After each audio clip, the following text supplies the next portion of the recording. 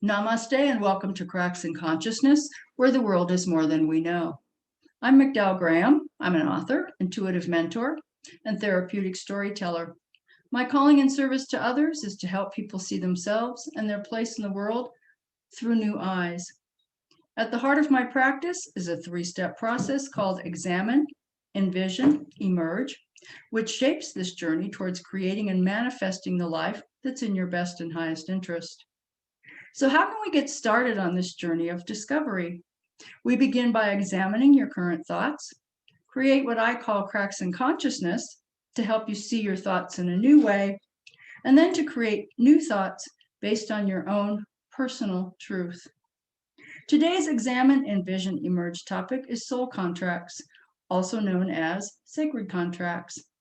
I chose this topic because lately I've been getting a lot of questions about soul contracts, what they are, how they're created, and how they can influence and guide our choices, actions, and decisions. Now, keep in mind, this is just a very high-level overview, what I call Soul Contracts 101. If after watching this video you want to learn more, there are all kinds of books and YouTube videos you can check out. Hopefully what you learned today from this video will help you navigate all of that information and choose the resources that best fit your interests. So let's start by talking about what is a soul contract. And remember, this is my interpretation based on how I use soul contracts in my own life. A soul contract is nothing more or less than what you need or want to learn in your lifetime. That's it. The contract represents the earthly commitments you've made, the tasks you've chosen, and the encounters, situations, and relationships you selected to experience in this life in order to learn certain lessons. Your contract unfolds gradually, each experience or encounter arriving when you're ready for it. Now, there are also two schools of thought regarding when we create the contract. The first one is that we make it before we incarnate into this life with the help of our spiritual counselors and team in spirit on the other side. And our lessons are based on experiences we had in previous lives. The second school of thought, for those who don't necessarily believe in a pre-life contract, is that we create the contract during this incarnation based on our experiences we're having in this life. Think of it as a journey you decided to take in order to achieve a certain, usually spiritual outcome. Now, regardless of when we create the contract, the idea is that we choose the experiences, encounters, situations, and relationships based on the life lessons we need or want to learn. Each experience, each relationship of any significance, and that's a key idea, significance, has a role in your learning.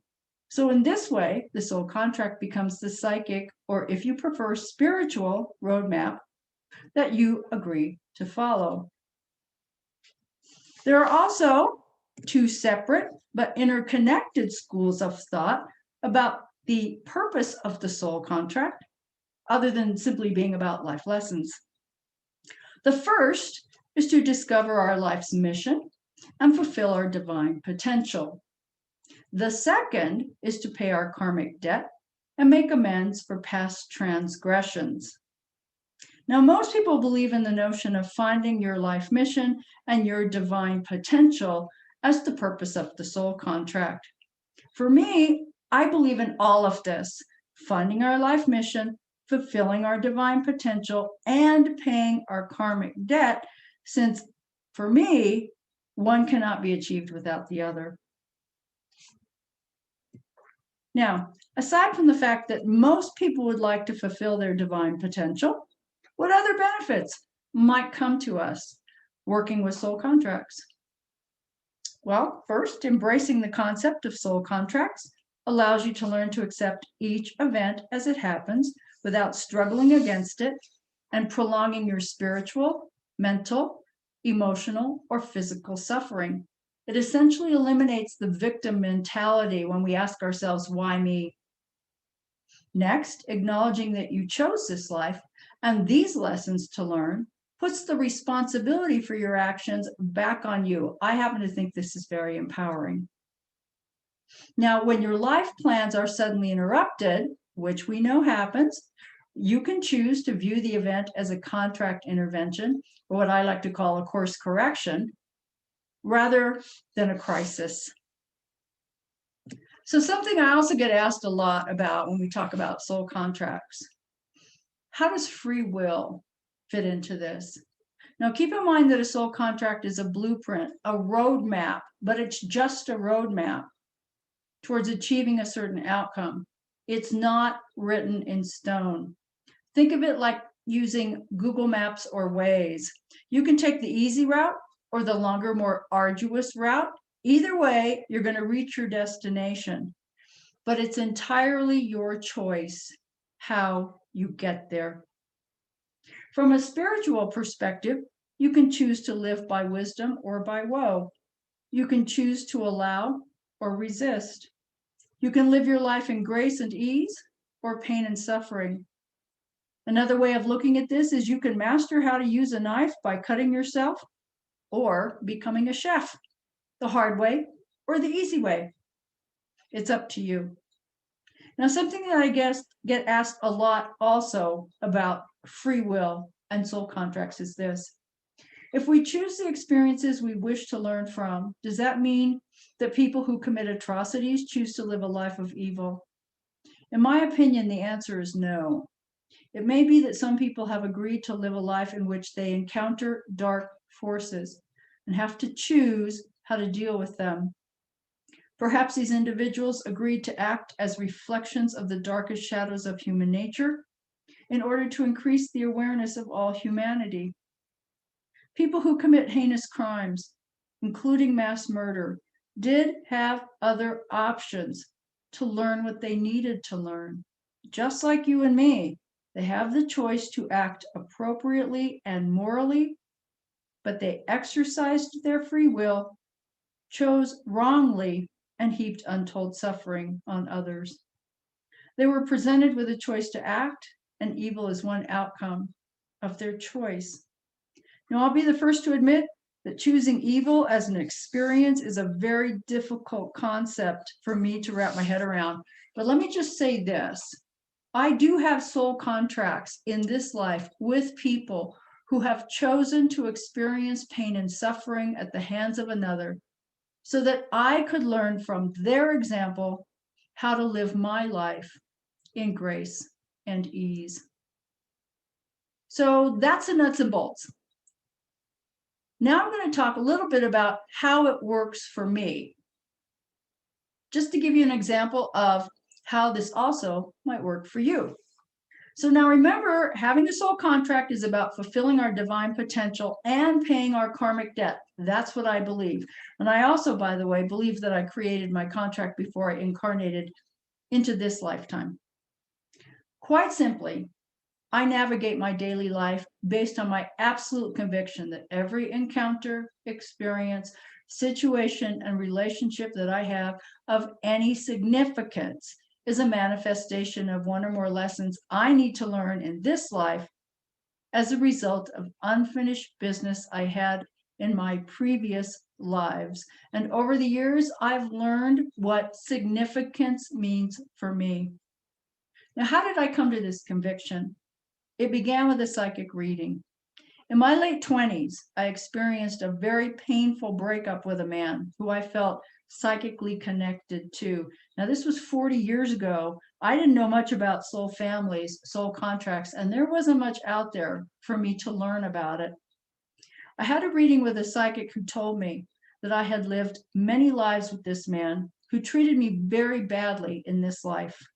But she also told me that in all of the past lives I'd had with him, I was the abuser, and if I didn't take care of this karmic debt in this life, I would continue to incarnate with him until I learned the lessons I needed to learn: compassion for the feelings of another, loyalty, honesty, just to name a few.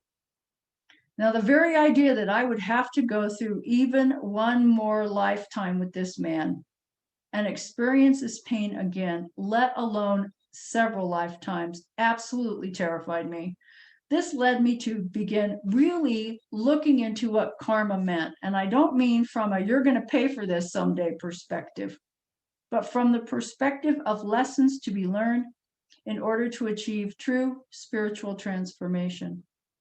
That first part of the journey then turned into a rabbit hole that I went down of karmic debt, past lives, reincarnation, lessons to be learned, and even the fourth step work I did in Alcoholics Anonymous, all of which eventually led me to soul contracts.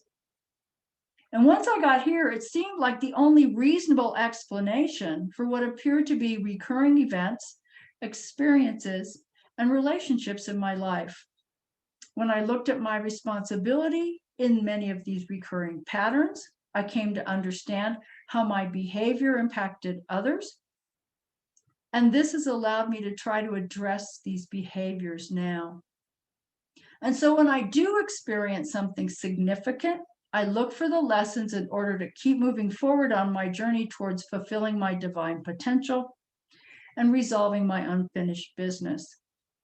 And in terms of realizing my life mission, the lessons I need to learn and the karmic debt I need to pay have led me to being a therapeutic storyteller in the hopes that my stories can help others see themselves and their place in the world with new eyes. And I'll share one more thing here. Right now, I am doing a deep dive into studying about soul contracts as taught by Carolyn Myss. This just happens to be one way you can do it. I've chosen this way.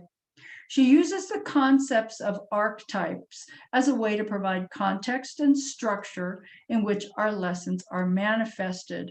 Archetypes drive our personality, our feelings, our beliefs, our motivations, and our actions.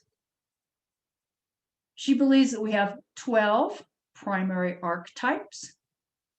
The screen here shows my 12. If you're interested in learning more about archetypes and her method, just Google her. But as I said, this is just one way that you can learn about soul contracts and how it works for you. So that's it. My short little overview of soul contracts. I hope this gave you some insight. And if you're still interested, as I said, lots of places you can go out there on the internet to find out more. So if you like what you heard today, click that thumbs up for me. If you want to hear more, subscribe to my YouTube channel. We have lots of videos coming up in the next few weeks. Check out my website, cracksanconsciousness.com. Sign up for my workshops. And of course, order my books on Amazon and Smashwords for more tips and tricks on how you can crack open your own consciousness and step into the light. Thank you for joining me today. Namaste.